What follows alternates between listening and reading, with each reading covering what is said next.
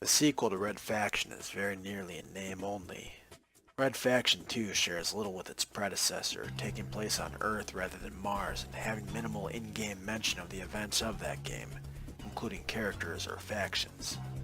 Even mechanically, the game plays differently, with the segmented health system in which you are given blocks of health which regenerate to the next block and can be refilled with health kits, a greater focus on heavier weapons, enemy encounters built around spamming masses of low-powered opponents at you rather than smaller, deadlier encounters, and levels are far more mission-based rather than setting you in a seemingly mostly congruent environment. Only the GeoMod engine has survived, though more on that later. With all these changes, did this title push Red Faction over the top to become one of the greatest series of its time? And does it hold up to this day? No.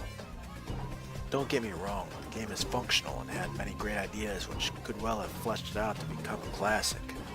Unfortunately, the developers had little understanding of how to build the title they dreamed up. The result would be like having an artist having a fantastic idea, buying top quality paint, canvas, and tools only to slap it all on the canvas with no regard for shape, saturation, or blend of colors. Let me start from the beginning. The game opens with a prologue tutorial related to how the story proper is set up. You, a soldier, steal a technology or artifact which your government then uses to take over most of the world. Time skip a few years and you are now fighting against that government as a high-tech nano-soldier, one of the last of your kind organized into an elite squad and assisting the titular Red Faction, who have absolutely no connection to the group back on Mars, in taking down said government.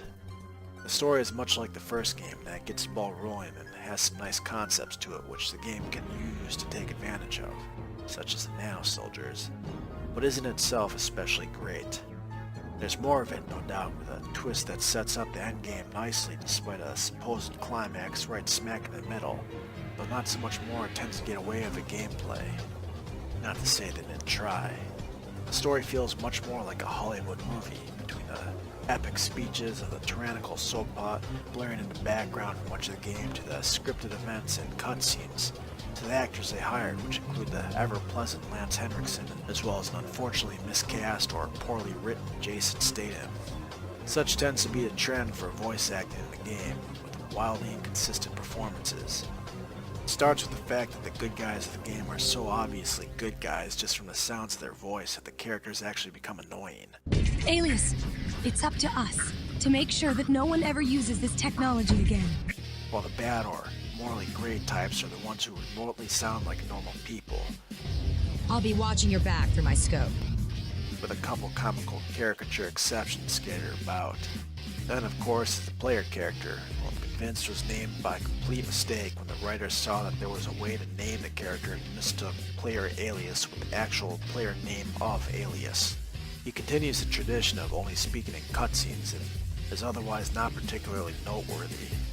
So yes, attempts were made at trying to take the story to the next level, but in doing so it ended up choppy, not only in editing but in quality, though this fortunately only rarely interferes with the gameplay. Meanwhile, the graphics are much improved if a bit washed out, while the rest of the sound effects are passable with plenty of explosions, a little honest kick to them. The soundtrack takes on more of a rock-centric and fast-paced techno themes than the original, which I tended to consider a little more than background noise. None of this compares to what you'll see today, though I also wouldn't say it really keeps the game from being playable. What might is the HUD. Between the weapons you carry and your health and ammo counters, the game feels as if you're peeking through a tiny window, with the effective visible area being minuscule compared to the competitors. Obvious and unfortunate signs the game was designed for lower resolutions first, with no attempt to account for higher options. Then, of course, there's the gameplay. I'll start here with the engine. Unlike the first game, which set out to design a game based around destructible environments but partially abandoned the idea when they couldn't get it to work, Red Faction 2 takes a simpler approach, rarely attempting to integrate the destruction into the gameplay proper, with it usually being a fun little visual flair. Like you can blow up cover, but doing so tends to kill the person behind it, making the effect just the same as any other explosion from the era. This isn't a bad thing, it's actually rather fun blowing through levels as you do, and it's good they didn't attempt to rely on the future when the tech at the time simply would not be able to handle it. Other gameplay features, don't work out so well. The health system is alright, and I don't actually mind the segmented health system they use, but it's treated the same way games today treat full regenerating health, with enemies respawning endlessly in level. An annoyance to say the least, which is what most enemies really amount to. So many are spammed against you, but Alias is built like a tank, with his grenade launcher coming standard as a magazine weapon with splash damage capable of taking on all but the very strongest opponents in a single shot, 2 at most. Not to mention plenty of ammo pickups. There's rarely much danger to be found except against enormous masses or bosses. This actually works out to be one of the weaker aspects of the game, in fact. There's plenty of weapons available, but they are not introduced in such a way that you'll ever feel much need to use many, so most of the game can easily depend on a couple reliable standouts while everything else falls by the wayside. Vehicle sections, meanwhile, tend to be stupid, easy on-rail sections in which you must wait for the next enemy to spawn or the next scripted sequence to come about. There's little danger to them, little which stands out, the exception being that mech suit, which allows you to wreck absolutely everything in the game, only held back in excitement by how overpowered Alias is anyway. The real standouts to the game tend to be the boss fights, which are actually rather fun and some of the better you'll find in FPS titles, though you have to wade through half the game to get to the first decent one. Not too much an issue considering how short the experience is, able to easily be completed in 3 hours. All that said, you might see why the game doesn't see much popularity today and is considered something of a downgrade. Red Faction 2 isn't a terrible game, but it's also one which made no mark.